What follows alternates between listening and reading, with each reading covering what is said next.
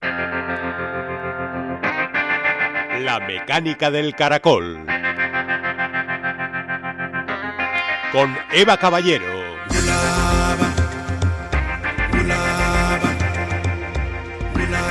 El Centro Vasco de Matemáticas Aplicadas, conocido como BECAM, acoge hoy y mañana en su sede de Bilbao una jornada de trabajo sobre biomedicina cuantitativa.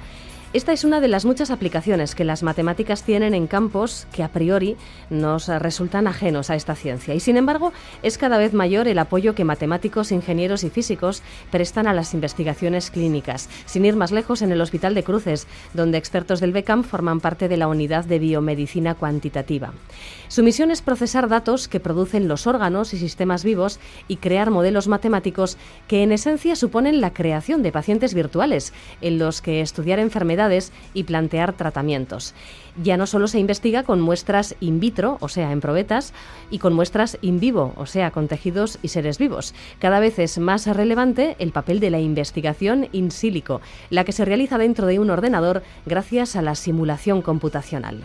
Luca Gerardo Llorda es investigador en BECAM, experto en matemática cardiovascular y uno de los organizadores del encuentro profesional que se desarrolla hoy y mañana. De su mano conocemos la importancia que tienen las matemáticas hoy en día en la investigación médica.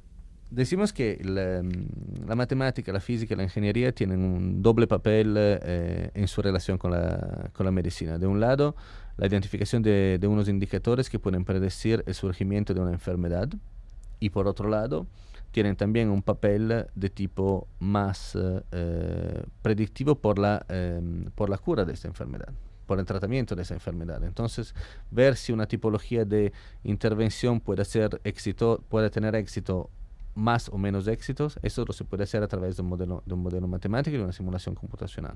Nos permiten desarrollar unos estudios con lo que vamos a describir de forma más precisa, de forma más adecuada los que son los comportamientos de unos sistemas biológicos, de unos sistemas viventes, del punto de vista de que se puede considerar como aplicación en medicina.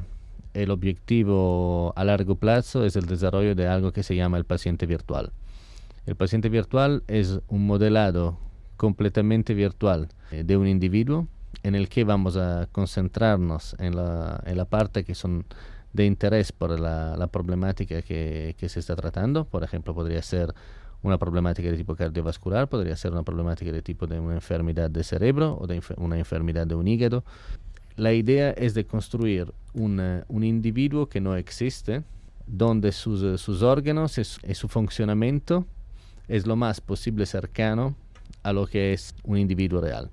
¿Por qué esto es importante? Esto es importante porque permite, por ejemplo, de tener un mejor conocimiento de lo que son las problemáticas que se pueden crear, una tipología de enfermedad, por ejemplo, si hay una función que no es buena adentro del corazón porque hay unas arritmias, se puede intentar descubrir si es un problema de canales iónicos al interior de las células del corazón que no permiten de funcionar bien, o si hay, por ejemplo, unas regiones en las que se genera una excitación eléctrica que no tendría que estar. Todo eso se puede hacer desde el punto de vista matemático. Se pueden escribir ecuaciones que describen este tipo de comportamiento.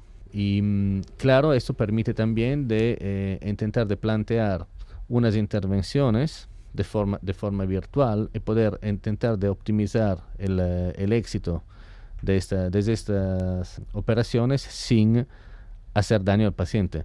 Fallar es una opción, porque si tú fallas adentro de un paciente virtual, no pasa nada. Sabes que simplemente que esta cosa no tienes que hacerla. Y otra historia es si tú fallas adentro del cuerpo del paciente.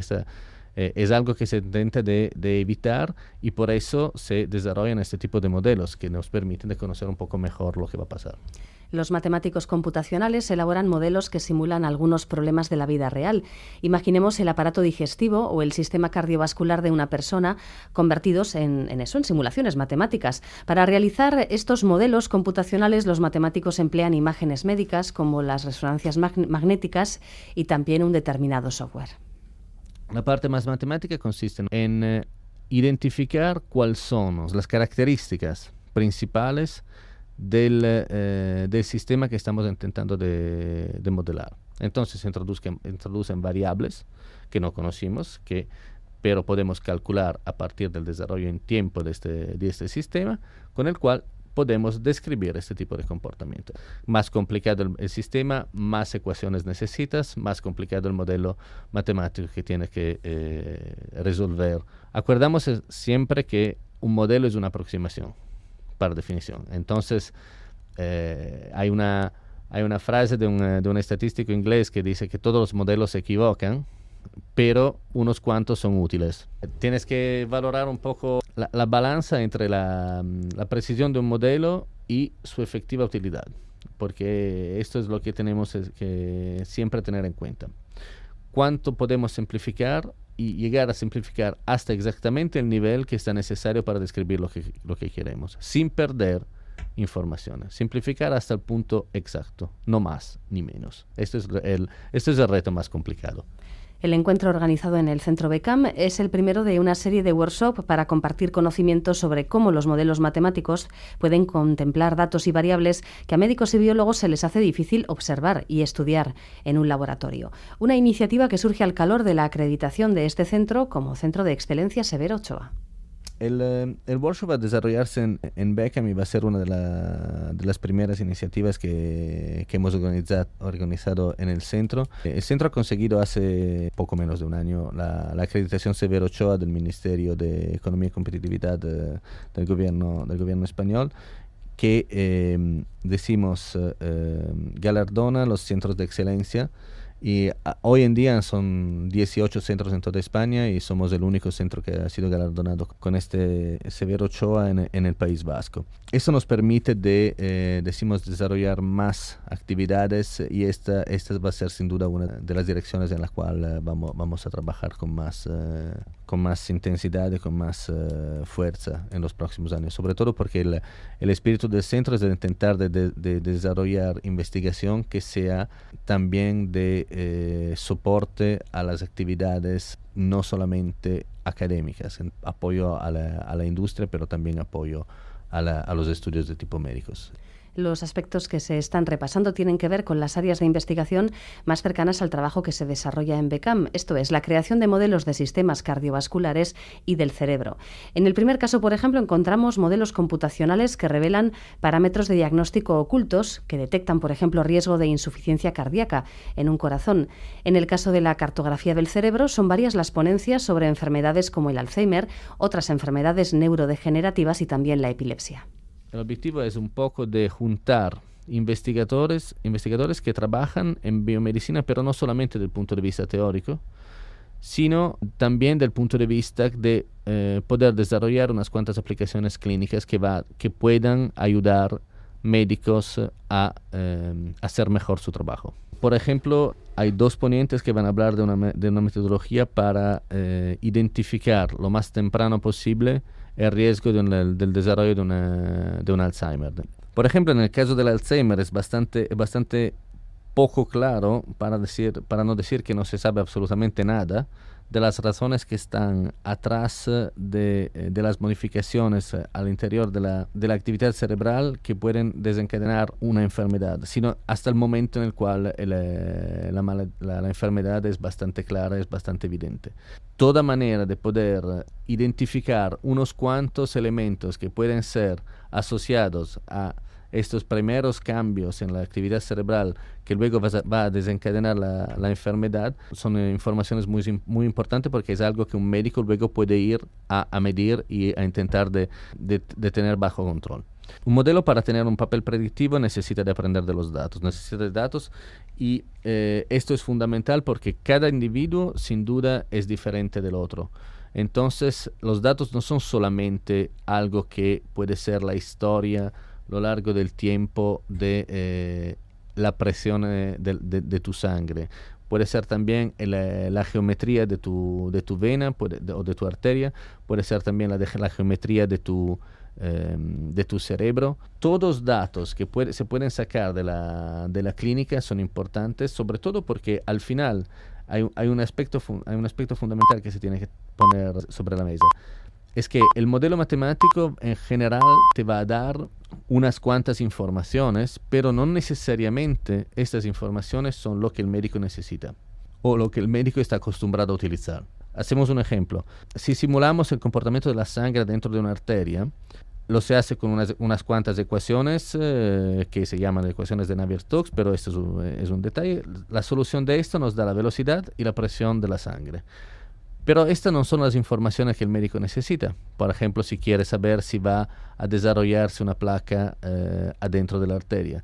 El médico necesita otras condiciones, otras informaciones que se llaman, por ejemplo, en inglés el wall shear stress, que sería un poco el esfuerzo tangencial que la sangre exerta en la pared. Y esto es una cosa que no te sale directamente del modelo. Es algo que puedes calcular después de haber tenido la solución de tu modelo. Es lo que se llama cuantía de interés. La cuantía de interés es lo que el médico necesita para poder hacer sus predicciones, por ejemplo. Por eso necesitamos también aprender de los datos, porque los datos son las cuantías de interés que hemos medido a los pacientes a lo largo del tiempo. Entonces, cuando tú intentas desarrollar un modelo de forma que sea lo más posible adaptado al paciente o a una clase, un grupo de pacientes, necesitas de poder reproducir este tipo de medidas que se han hecho en la clínica. Decíamos que la biomedicina cuantitativa nace de la sinergia entre los especialistas de las ciencias cuantitativas, esto es, físicos, químicos, ingenieros y matemáticos, y las investigaciones biosanitarias. Será para ellos complicado amoldar diferentes lenguajes, diferentes puntos de partida y diferentes visiones del trabajo. Luca Gerardo Yorda explica que durante una estancia en Estados Unidos, cuando empezó a trabajar en este área de las matemáticas, ya le plantearon lo fructífero que puede llegar a ser trabajar en equipos con profesionales que tienen una formación tan diferente. Yo creo que esta colaboración va a ser fantástica porque no nos entendimos de nada. Y esto es un aspecto que tenemos que tener en cuenta del principio. Pero es también verdad que sí, hablamos de lenguajes distintos, pero yo creo que sea el deber del matemático de ir hacia el médico. Por dos razones. La primera es que de un lado los médicos hicieron sus trabajos sin necesitar de los matemáticos por siglos. Dos, la matemática es una cuestión de formalismo. Es mucho más fácil para mí cambiar mi formalismo que pedir a un médico de cambiar su manera de pensar. Es un esfuerzo que tiene que hacerse. Pero es un esfuerzo que creo que da una recaudación increíble. Las simulaciones numéricas al servicio de la comprensión de patologías, el diseño de nuevos dispositivos y la mejora de las terapias. ¿Para qué nos servirán las matemáticas? Así vamos a llegar al espacio de Raúl Ibáñez, pero dentro de un segundo.